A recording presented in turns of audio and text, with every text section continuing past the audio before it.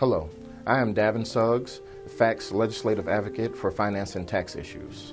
This year in the 2009 legislative session, we had a very good year. First, we were successful in defeating TABOR, or revenue and expenditure caps for local governments. We obtained $23.2 million in fiscally constrained offset funding due to Amendment 1 that passed in January of 2008. Also, TRIM legislation passed that will make the TRIM form or notice of proposed property taxes easier to read, to take care of or take into account all of the recent legislation that has passed regarding property taxes in the last 3 years. Also, payment in lieu of tax funding for counties due to water management districts and the conservation of lands passed and was appropriated in the amount of $1.3 million.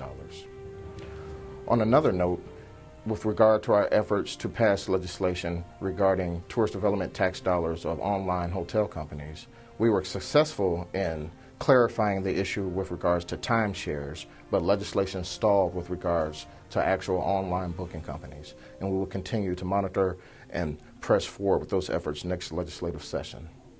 Other issues we will continue to monitor include impact fees, which legislation passed this year, which would affect our presumption of correctness and our ability to uphold or sustain our current impact fee ordinances on a county-by-county basis. Also, we will continue to monitor potential legislation that passed that will require or provide for a 5% cap on non-homestead property in terms of property value assessment, and also provides for greater exemptions for first-time home buyers.